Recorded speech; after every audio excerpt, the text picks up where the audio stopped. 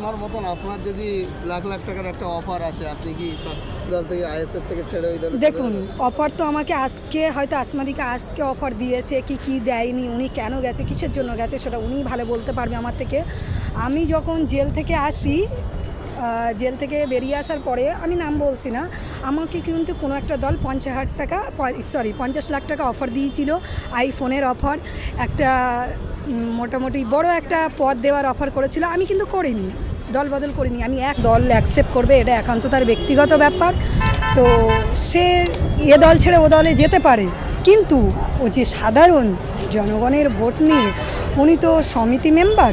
তো আমি একটা কথা বলবো যে ইস্তফা দিয়ে যাওয়াটাই বেটার ছিল, কারণ সাধারণ জনগণ, দেখো ও হয়তো ভাবছে যে আমি আগামী দিনে হয়তো টিএমসিতে একটা বড় পদ, যাই হোক, যাই বলে যাক,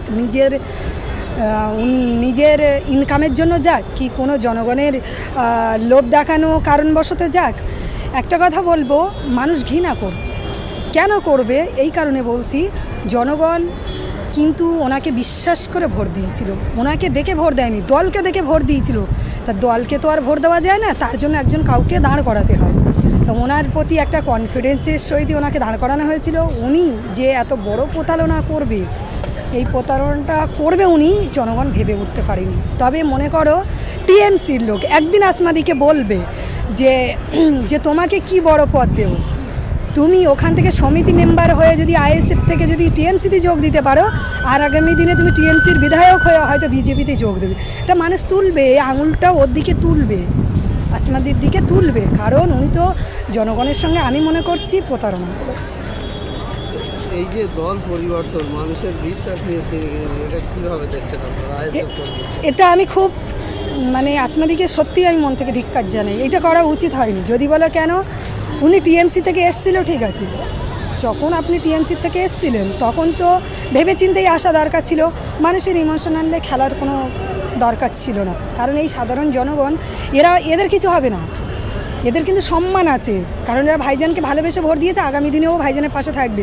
কিন্তু আসমাদি যে প্রতারণা করে চলে গেছে, একদিন এই টিএমসি পার্টি থেকে ওনাকে ঘৃণা করবে, যে আপনি যদি আইএসএফের সমিতি মেম্বার হয়ে যদি চলে আসতে পারেন, তাহলে টিএমসির মেম্বার হয়ে আপনি বিজেপিতে যোগ দেবেন না, তার কী গ্যারান্টি আছে?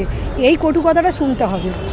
এই যে ভাঙড়ের তাজা 9টি প্রাণ গেল, তারপরেও যেটা ওই চলে গেল, তাদের কি বলবে? তাদের পরিবারকে দেখুন, একটা কথা বলি, মানুষ এটা আসমাদিকে ভাবা উচিত ছিল যে এই ভাঙড়ের মাটিতে লড়াই করতে গিয়ে কত সাধারণ মানুষের প্রাণ গেল, আর তারা অনেক ভালো, তাদের পরিবারগুলো কি মনে করবে এখন। কিন্তু এই আসমাদি দরকার ছিল যে তাদের পাশে থাকা। আচ্ছা, আমি এটা ভেবে নিলাম, আসমাদি বলছে যে আমি কাজ করতে পারছি না, কাজ না করতে পারে তুমি বসে থাকতে পারতে, তাই বলে তুমি এই সাধারণ জনগণের নিয়ে খেলা করবে, ইমোশনাল নিয়ে খেলা করবে, এটা তো উচিত নয়, কারণ এটা করা উচিত নয়। সাধারণ মানুষ একটা বিশ্বাস নিয়ে খেললে এর যোগ্য জবাব আগামী দিনে সাধারণ মানুষ দেবে।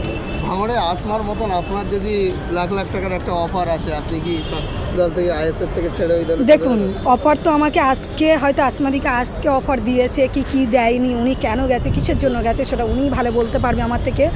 আমি যখন জেল থেকে আসি, জেল থেকে বেরিয়ে আসার পরে, আমি নাম বলছি না, আমাকে কিন্তু কোনো একটা দল 50 লাখ টাকা অফার দিয়েছিল, আইফোনের অফার, একটা মোটামুটি বড় একটা পদ দেওয়ার অফার করেছিল। আমি কিন্তু করিনি, দল বদল করিনি। আমি একটা কথা আজকে মিডিয়ার মাধ্যমে পরিষ্কার বলতে চাই যে যদি সারা